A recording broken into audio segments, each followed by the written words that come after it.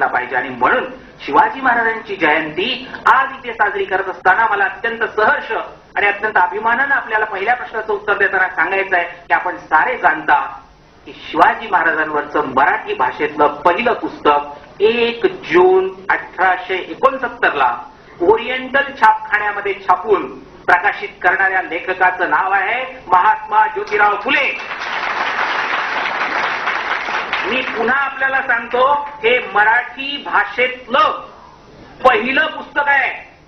या आधी शिवाजी राजांवर एकही पुस्तक प्रकाशित झालेलं नाही मराठीमध्ये.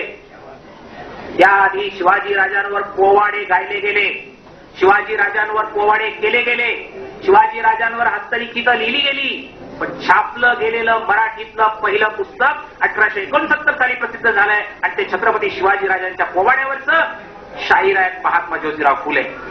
6 आणे किमतीचं हे पुस्तक आहे. 1000 ओळींचा शिवरायांचा पोवाडा महात्मा फुल्यांनी लिहिलाय. शिवाजी हा आमचा महानायक आहे. कुळवाडी भूषण पोवाडा गाणारा कोण आहे? कुळवाडी भूषण आहे. तुम्हाला माहिती आहे, भूषण नावाच्या कवीनं शिवराज भूषण नावाचं काव्य लिहिलेलं होतं शिवाजी महाराजांच्या काळामध्ये. त्यामुळे फुल्यांनी इथे श्लेष केलाय की हे शिवाजीचं चरित्र सांगणारा जो कोणी कवी आहे तो कुळवाड्यांमधला भूषण आहे आणि कुळवाड्यांचा भूषण पण आहे. भूषण शब्द दोन्ही अर्थाने आपण वापरतो आणि म्हणून राष्ट्रभूषण, समाजभूषण अशा अर्थाने तो कुळवाड्यांचाही भूषण आहे, कुळवाड्यांमधला भूषण आहे. आणि दुसरीकडे फुल्यांनी त्या भूषणनी सांगितलेलं चरित्र रद्द करण्यासाठी आम्हाला आमचं नवं, आमच्या नजरेतलं चरित्र सांगण्याची गरज आहे, ही गरज अधोरेखित केली.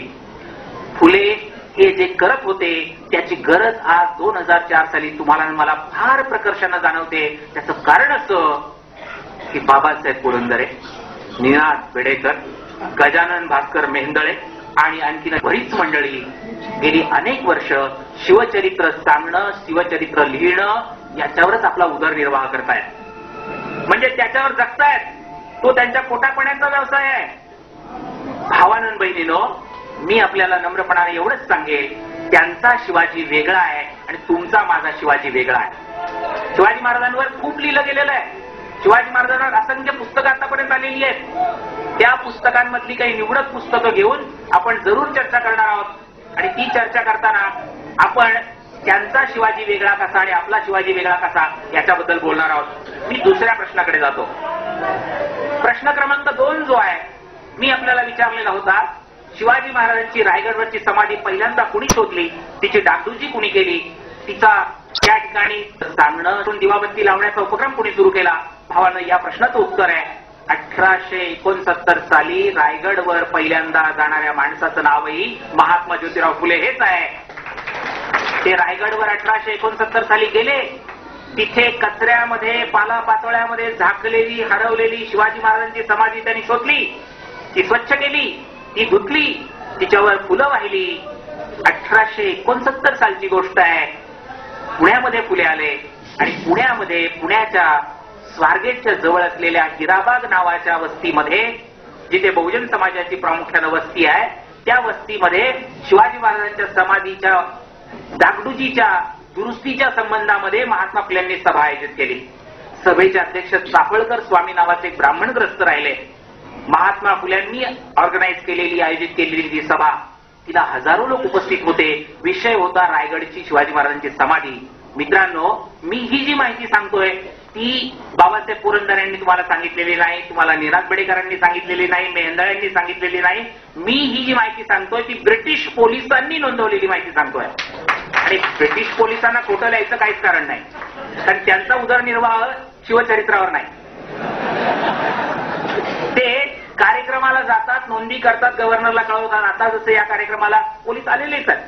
मोठे कार्यक्रम असले की ब्रिटिश काळापासूनची ही पद्धत आहे, तिथे जायचं, त्याचं वार्तांकन करायचं, कोण काय बोललं, काय घडलं ते सरकारला कळवायचं, कारण कायदा आणि सुव्यवस्थेचे प्रश्न निर्माण झाले तर त्याची तातडीने दखल घेता यावी.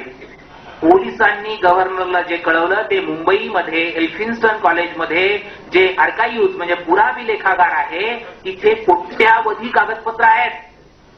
ती कागदपत्र वाचणारा एक छोटा कार्यकर्ता म्हणून मी आपल्याला सांगतो, मी सांगतोय ती माहिती तुम्ही खरी मानायला हरकत नाही, कारण तुम्ही ती कागदपत्र बघू शकता. मी म्हणतोय म्हणून ती खरी मानायची गरज नाही. तुम्ही ती कागदपत्र पाहू शकता. अशी कागदपत्र पोलिसांनी तेव्हा तयार करून ठेवण्याची काहीच गरज नव्हती. फुल्यांना क्रेडिट का टिळकांना क्रेडिट का आणखीन कुणाला क्रेडिट असा प्रश्न तेव्हा नव्हताच. आणि म्हणून पोलिसांनी जे कळवलं, ब्रिटिश पोलिसांनी जे कळवलं त्याच्यावरनं दिसतं ते पुराव्यानिशी सिद्ध होतं ते असं की 1869 पुण्याच्या हिराबाग चौकामध्ये ही सभा होते. चाफळकर स्वामी अध्यक्ष असतात आणि फुले शिवाजी महाराजांचं महत्व लोकांच्या समोर मांडतात आणि अत्यंत उद्वेगानं असं म्हणतात की अरे ज्यांनी तुम्हाला स्वाभिमानानं जगावं कसं हे शिकवलं आणि स्वाभिमानानं मरावं कसं हे पण सांगितलं, त्याला तुम्ही विसरलात. झोळी फिरवतात फुले. 27 रुपये जमा होतात त्या झोळीमध्ये आणि त्या 50 पैसे त्यावेळेच्या 8 आणे वगैरे 4 आणे आणि रुपया वगैरे या पद्धतीने लोकांनी टाकलेल्या 27 रुपयामधनं पहिल्यांदा रायगडवर डागडुजी केली जाते, स्वच्छता करण्याची आणि दररोज तिथं फुलं वाहण्याची आणि उदबत्ती करण्याची व्यवस्था केली जाते. 1869 साल मी सांगून राहिलो मित्रांनो. आणि मग तिसरा प्रश्न जो आहे तो शिवजयंती उत्सव पहिल्यांदा कुणी केला. या प्रश्नाचं उत्तर तुम्हाला सगळ्यांना माहित आहे. असं सांगितलं जातं की बाळ गंगाधर टिळक, ज्यांना लोकमान्य असं म्हटलं जातं, त्यांनी म्हणे शिवजयंती उत्सव 1896 साली पहिल्यांदा सार्वजनिकरित्या केला.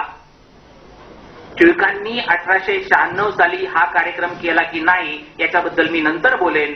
मी आपल्याला एवढंच सांगेन की 1896च्या आधी 27 वर्ष आधी पहिल्यांदा शिवजयंतीचा कार्यक्रम या देशामध्ये सार्वजनिकरित्या झाला होता, ज्याला आज 135 वर्ष झाली आहेत. आणि मला अभिमानानं सांगायचंय की मुंबईच्या ज्या परिसरात आपण आहोत त्याच परिसराच्या आजूबाजूला असलेल्या लालबाग परळच्या भागामध्ये नारायण मेघाजी लोखंडे या महात्मा फुल्यांच्या कार्यकर्त्यांनी मुंबईमध्ये हा शिवजयंती उत्सव सार्वजनिकरित्या प्रचंड मोठ्या प्रमाणात केलेला आहे. आणि पुण्यामध्ये महात्मा फुल्यांनी हा कार्यक्रम केलेला आहे 1869. आता त्याचं श्रेय जर कोणाला बाळ गंगाधर टिळकांना द्यायचं असेल तर त्यांनी जरूर द्यावं. माझी हरकत नाही. माझी अडचण एवढीच आहे की पुरावा तसं मानू देत नाही. कारण पुरावा सांगतो की टिळक त्यावेळेला अर्धी चड्डी घालून नुकतेच कुठे रांगत होते. तेव्हा रांगू लागलेल्या मुलाने तो कार्यक्रम केला होता असं कुणाला म्हणायचं असेल तर म्हणावं जरूर. मी हरकत घेणार नाही. पुरावा मात्र तसं म्हणू देत नाही. याला माझा नाईलाज आहे. पुरावा भावानंद बहिणीनं 1869 साली टिळकांच्या संबंधामध्ये मी म्हणालो ते विधान एवढ्यासाठी महत्वाचं आहे की अगदी रांगत होते असं नाही, वैचारिक दृष्ट्या रांगत होते असं खरं म्हणजे घेतलं पाहिजे. कारण 56 सालचा त्यांचा जन्म आणि 56ला जन्माला आलेला मुलगा हा 69 साली साधारण 12-13 वर्षाचा आहे. म्हणजे कुठेतरी 4थी-5वीत वगैरे आहे. आणि अशा मुलाचं नुकतंच कुठं रांगण्याचं, वैचारिक रांगण्याचं वय सुरू झालंय आणि त्यानं शिवाजीची जयंती सार्वजनिकरित्या केली वगैरे हे टिळकही म्हणत नाहीत. टिळकांचे जे कोणी अनुयायी आहेत तेही म्हणत नाहीत. आता मी तुम्हाला अत्यंत सज्जड भाषेतले 3 पुरावे देतो. पुरावा क्रमांक 1, टिळक 1896 सालच्या शिवजयंतीच्या कार्यक्रमाला गेले ही गोष्ट खरी आहे. परंतु टिळक त्यात आवाज येईल, तुम्ही जरा कृपा करून थोडं सहन करा. त्याचं कारण असं की मी हाय पिच मध्ये कंटिन्युअस बोलू शकतो पण मग तुम्हाला ऐकून ऐकून कानालाच कसं तरी कर्कश वाटेल. आणि माझ्या कशाचं काय होईल सांगा ना. मला अजून 15 दिवस बोलायचंय. शिवजयंतीच्या महाराष्ट्रातल्या अनेकविध कार्यक्रमांमध्ये आणि महाराष्ट्राच्या बाहेरच्या सुद्धा कार्यक्रमांमध्ये बोलायचंय. तेव्हा कृपा करून तुम्ही थोडी गैरसोय सहन करा. आणि मी मुळात एका पट्टीत बोलणारा पॉप्युलर वक्ता नाहीच आहे.